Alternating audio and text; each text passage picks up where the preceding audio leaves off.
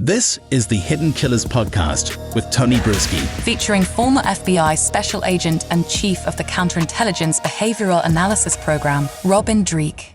The case against Rex Heuermann, the man accused of being the Long Island serial killer, that is well underway. And we've always had some suspicions and questions and just wanting some answers.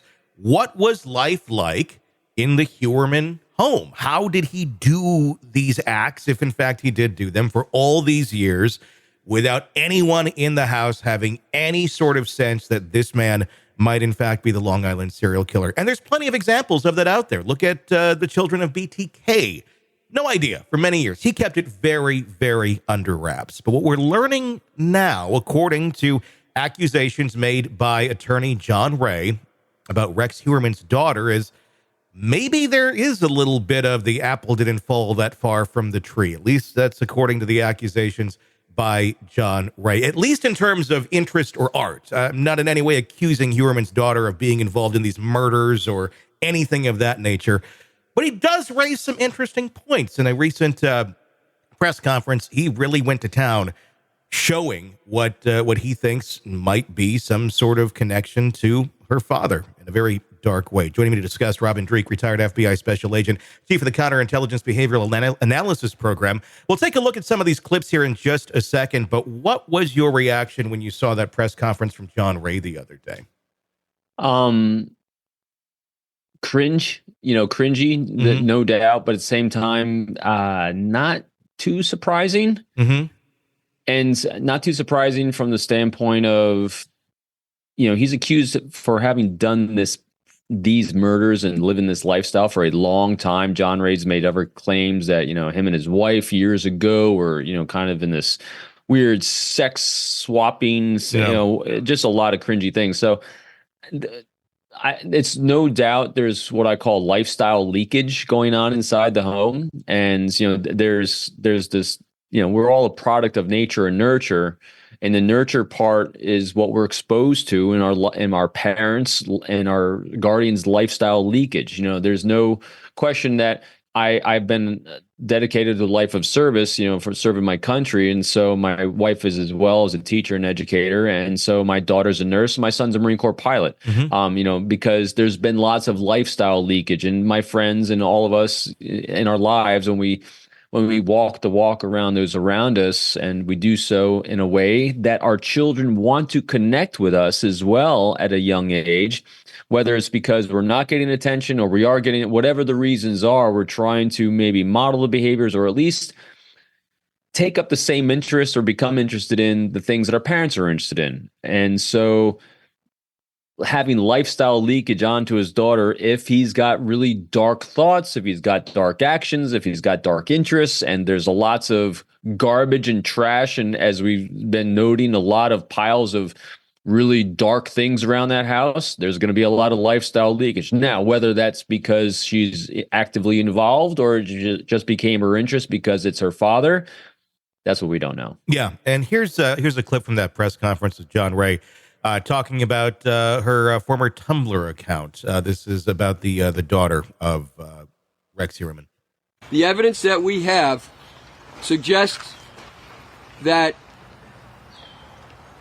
we've been sold a story by the Heuermann family.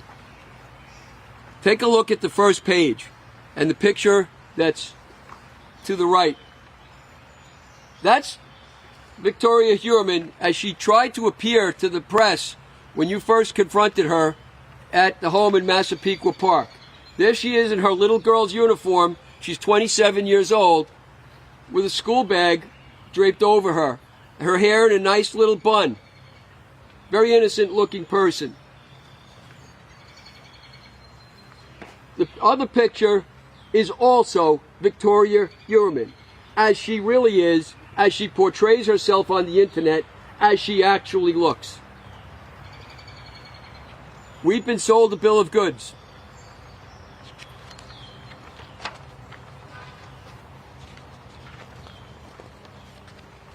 If you look at her artwork,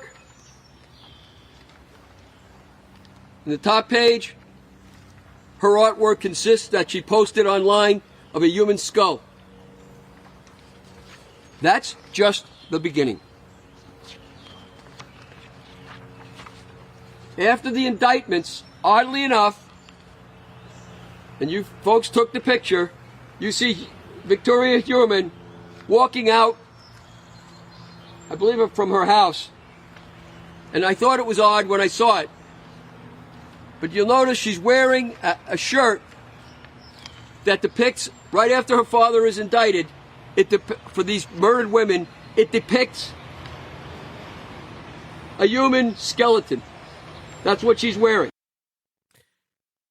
Seems like a bit of a stretch that she's somehow involved in. Now, I can understand being a very macabre person, having Rex Heuermann as your father, whether or not you were aware of what he was doing or not. But lifestyle leakage is an interesting term that you used earlier. It kind of connotates the idea that it may not have to necessarily have to have her seeing the list of women that he killed or abducted or whatever he's accused of doing, but just how someone acts throughout their life may somehow influence someone's interests. But I think what's important here is that, hey, it's an area for investigators to look at. Let's go where the leads and the evidence bring us. But I think it's something that needs to be looked at, no doubt. And there's a difference between, because you referenced earlier BTK and his daughter. BTK did a very, very good job of bifurcating his life. Mm-hmm. He had serial killer BTK, and then he did actions that kept him satiated from that. So he's more in control of himself. I think he saw what he was doing as not as mainstream or as normalized behavior, maybe as Rex Heuermann, if he's, indeed the guy who we all think he is, was, because Rex Heuermann seems to have evolved his entire life, at least his lifestyle at home, the way that home's been organized with the guns, with secret compartments, all these things. It's a very different way of living and interacting with your environment around you than I think BTK put forward. And again, I'm not an expert on BTK, but I just know enough, because I know how much a daughter has done to advocate for victims, because she was completely unaware of it, just because of the way her father ran his life and his serial killing job. So I think it's going to be, like I said, I think it's this lifestyle leakage that is infused itself and then normalize that behavior for them all. And when when they have the frog that's been boiling in a pot for so long, it's been cooking and cooking and cooking, and it has no idea it's actually been cooked, and still alive just enough to live comfortably in a boiling pot of water. Sick of the ads? We are too. Start listening with no commercials now and get access to all of our episodes in advance of everyone else. Become a True Crime Today Premium Plus subscriber on Apple Podcasts. Search True Crime Today Premium Plus on Apple Podcasts or go to our podcast page and sign up now. True Crime Today Premium Plus. Sign up now.